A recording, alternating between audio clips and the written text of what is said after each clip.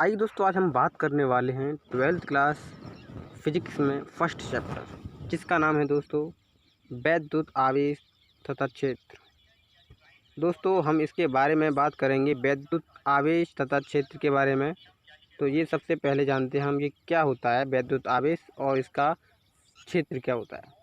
तो दोस्तों वैद्युत आवेश की बात करें तो दोस्तों आवेश किसी वस्तु का वह गुण है जिसके कारण वह विद्युत में प्रभाव अनुभव करता है।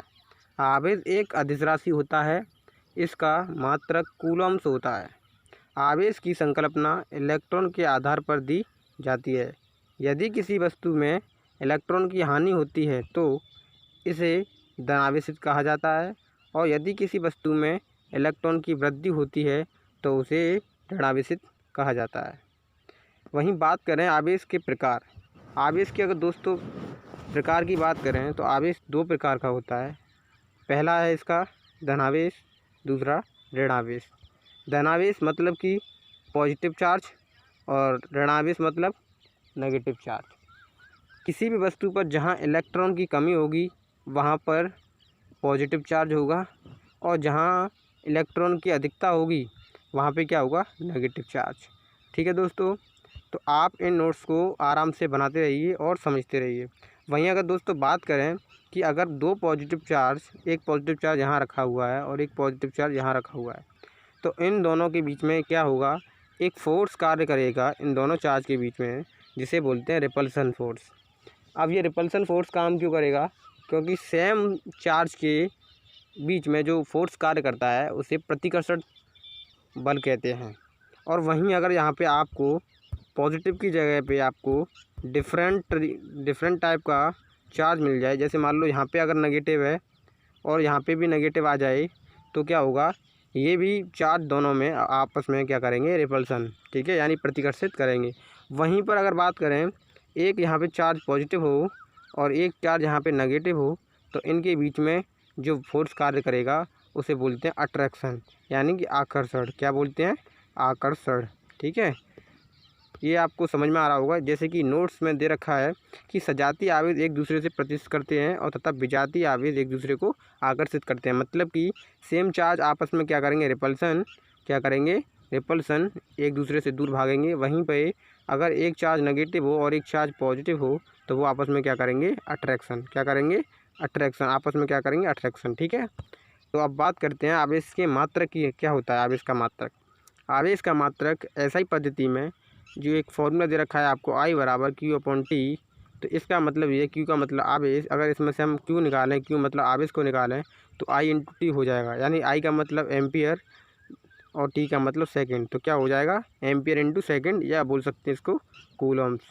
वहीं दोस्तों अगर हम इसमें बात करें इसकी सीजीएस पद्धति में, इसका जो मात्रक होगा वो होगा स्टेट कूलम, या मात्रक होता है इसका। ठीक है, वहीं एक कूलम्स की अगर बात करें हम दोस्तों सीजीएस पद्धति में, तो इसकी जो वैल्यू होती है वो होती है 3 × 10⁹ स्टेट कूलम। और वहीं वैद्युत क्षेत्र, अगर वैद्युत चुंबकीय मात्रक का अगर मात्रक जाने तो इसे बोलते हैं EMU, या एक कूलम बराबर होता है 1/10 EMU। क्या होता है, 1/EMU। सबसे छोटा मात्रक होता है फ्रैंकलिन। दोस्तों सबसे छोटा जो मात्रक होता है जैसे हम क्या बोलते हैं, फ्रैंकलिन। वहीं अगर सबसे बड़े की बात करें तो उसे बोलते हैं फैराडे। ठीक है, एक फैराडे में कितने कूलम्स होते हैं, तो ये होते हैं 96,500 कूलम्स। कितने होते हैं दोस्तों, 96,500 कूलम। और अन्य अगर मात्रक की बात करें तो एक माइक्रो कूलम्स में कितने होते हैं, 10⁶ कूलम। वहीं नैनो कूलम की बात करें तो 10⁹ कूलम। वहीं पीको की बात करें तो 10⁻12 कूलम। वहीं मिली कूलम की बात करें तो 10⁻³ कूलम। अब आवेश के मूलभूत जो कण होते हैं वो कौन कौन से होते हैं। आवेश के जो मूलभूत कण होते हैं, विद्युत आवेशों के मूलभूत कण, गुण जो होते हैं, गुण अगर प्रॉपर्टी की बात करें तो इसकी प्रॉपर्टी एक्चुअली में होती क्या है कि आवेश का एक तो संरक्षण का नियम कार्य करता है। इसका मतलब ये है कि मतलब जो हमारा आवेश है उसे क्या है, उसे ना तो हम बना सकते हैं और ना ही इसे डिस्ट्रॉय कर सकते हैं, ना ही कम कर सकते हैं, ना ही बढ़ा सकते हैं। मतलब कि इसे ना तो उत्पन्न किया जा सकता है और ना ही नष्ट किया जा सकता है। इसके संरक्षण के नियम से हमें पता चलता है कि किसी विलगित निकाय में आवेश नियत रहता है, यानी कोई क्लोज सिस्टम हो आपके पास, आइसोलेटेड सिस्टम हो, उसमें होगा क्या कि उसमें चार्ज स्टोर रहते हैं। वहीं आवेश की योज्यता की बात करें तो किसी निकाय का कुल वैद्युत आवेश विभिन्न अवयवों कणों पर उपस्थित भिन्न भिन्न रहता है, आवेश के बीजगणितीय योग के बराबर होता है। यानी कि आवेश की योज्यता की बात करें तो किसी निकाय का जो कुल वैद्युत आवेश होता है वो विभिन्न अवयवी कणों पर उपस्थित भिन्न भिन्न आवेशों के बीजगणितीय योग के बराबर होता है। अब अगर दोस्तों इसमें क्वांटमीकरण की बात करें, आवेश का क्वांटीकरण की बात करें तो इसमें क्वांटीकरण की सिद्धांत से अगर बात करें तो इसके अनुसार किसी वस्तु पर आवेश इलेक्ट्रॉन के आवेश का पूर्ण गुणक होता है, जैसे कि मूल आवेश, जिसे मूल आवेश कहते हैं, इसे ई से प्रदर्शित करते हैं। और आवेश का जो मात्रक होता है, आवेश का यही गुण अगर बात करें तो आवेश का यही गुण क्या करता है, आवेश की क्वांटम प्रगति तथा आवेश का क्वांटीकरण कहलाता है। यानी कि हम बात करें इसमें प्रॉपर सही तरीके से इसमें अगर बात करें तो जो आवेश का जो क्वांटमीकरण जो सिद्धांत है वो बस किसी वस्तु पर आवेश, यानी कि किसी वस्तु पर आवेश यानी इलेक्ट्रॉन के आवेश का जो पूर्ण गुणक होता है, यानी कि जितने इलेक्ट्रॉन हैं उतने ही उसके गुणक में क्या होने चाहिए, पॉजिटिव चार्ज भी होने चाहिए। तो इसे बोलते हैं कम्प्लीटली गुणक। ठीक है, अगर वहीं उसकी बात करें ये फार्मूला है तो क्यू एक फार्मूला होता है आपका क्यू बराबर plus minus n e. N मतलब स्थानांतरित और ई का मतलब इलेक्ट्रॉन की संख्या, और क्यू बराबर आवेश और ई बराबर आवेश का इलेक्ट्रॉन का आवेश। यानी कि इलेक्ट्रॉन पर कितना चार्ज होता है, इलेक्ट्रॉन पर चार्ज होता है 1.6 × 10⁻⁻19 कूलम। अगर वहीं पर हम प्रोटॉन की बात करें, यहाँ पे माइनस का साइन आएगा, वहीं अगर प्रोटॉन की बात करें तो कितना होता है प्लस 1.6 × 10⁻⁻19 कूलम। कितना होता है दोस्तों, प्लस 1.6 × 10⁻⁻19 कूलम। अगर यहीं पे कूलम का नियम अगर हम बात करें, कूलम का नियम से बात करें, कूलम के नियम की, तो कूलम का नियम कहता है, क्या कहता है, कूलम का नियम कहता है कि दो स्थिर बिंदु यानी दो पॉइंट हैं हमारे, दो स्थिर पॉइंट बिंदु, ठीक है, उन दो स्थिर बिंदु या आवेशों के बीच, यानी दो स्थित आवेश हैं, यानी आपके दो स्थित दो चार्ज हमने रख दिए हैं, या वो पॉजिटिव भी हो सकते हैं और नेगेटिव भी हो सकते हैं। ठीक है, तो उनके बीच में जो बल लगेगा, यानी कि जो फोर्स लगेगा, वो क्या हो सकता है, या तो आपका आकर्षण बल होगा या प्रतिकर्षण बल, दोनों आवेशों के परिणामों के गुणनफल के अनुक्रमानुपाती तथा उनके बीच की दूरी के व्युत्क्रमानुपाती क्या होता है, व्युत्क्रमानुपाती होता है। यह बल दोनों आवेशों की मिलाने वाली रेखा के अनुदिश कार्य करता है। यानी कि अगर हम बात करें, अगर आपका एक चार्ज यहाँ पे दे रखा है, वही पॉजिटिव चार्ज आपका यहाँ दे रखा है, तो इनके बीच में क्या करेगा, एक फोर्स कार्य करेगा। जैसे कि हमने बताया है आप लोगों को, जो फोर्स लगेगा वो अगर ये दोनों सेम चार्ज हैं तो इनके बीच में लगेगा प्रतिकर्षण बल। कौन सा बल लगेगा, प्रतिकर्षण बल। ठीक है दोस्तों, प्रतिकर्षण बल। और वहीं पे अगर बात की जाए कि अगर एक पॉजिटिव यानी एक नेगेटिव, यहाँ पे एक नेगेटिव चार्ज है आपका, क्या बात है, यहाँ पे एक आपका एक नेगेटिव चार्ज है। देखिए यहाँ पे एक नेगेटिव चार्ज, एक आपका यहाँ पे नेगेटिव चार्ज है। अगर इन दोनों के बीच में जो फोर्स कार्य करेगा, क्या करेगा, एक फोर्स कार्य करेगा इन दोनों के बीच में, जिससे बोलते हैं क्या, रिपल्सन फोर्स, यानी प्रतिकर्षण फोर्स। क्यों, क्योंकि दोनों चार्ज कैसे हैं, सेम। वहीं अगर सेम चार्ज होंगे दोनों तो उनके बीच में प्रतिकर्षण बल लगेगा, और वहीं पे अगर डिफरेंट चार्ज होंगे तो वहाँ पे आकर्षण फोर्स लगेगा। देखिए किस तरीके से, जैसे कि एक चार्ज मान लो यहाँ पे पॉजिटिव है, वहीं यहाँ पे मानते हम नेगेटिव है, तो इनके बीच में जो फोर्स लगेगा वो क्या होगा, अट्रैक्शन फोर्स। ये दोनों आपस में क्या करेंगे, एक दूसरे को खींचेंगे। ठीक है, अट्रैक्शन फोर्स लगेगा, क्या लगेगा, आकर्षण बल। ठीक है दोस्तों, जैसा कि आप लोगों को इस नोट्स में दिखाया गया है, आप उन नोट्स को प्रॉपर तरीके से क्या करना है, आपको नोट डाउन करने हैं। और ये नोट्स मैं आपके लिए बहुत ही उम्दा तरीके से बना के लेके आया हूँ, तो आप इनको अवश्य नोट करें, जिससे कि आपको कोई दिक्कत ना हो बाद में। नोट्स को अवश्य, इन सारे नोट्सों को नोट्स कर लें, जैसे कि एग्ज़ाम के टाइम आपको कोई भी दिक्कत ना हो। वहीं दोस्तों अगर हम बात करें कि एक चार्ज मान लो पॉजिटिव यहाँ दे रखा है, वहीं एक नेगेटिव चार्ज यहाँ दे रखा है, अब इनके बीच में अट्रैक्शन फोर्स लगेगा, तो कैसे पता चलेगा, कूलम्स के नियम से ये ज्ञात किया गया था कि एक्चुअली में इनके दोनों के बीच में कितना अट्रैक्शन फोर्स होगा या रिपल्सन फोर्स होगा, वो कैसे ज्ञात कर सकते हैं। तो कूलम्स का नियम ये कहता है कि मान लो ये दोनों चार्ज, या मान लो ये कुछ क्यू चार्ज है, ये क्यू चार्ज है, ये 1 है, ये 2 है।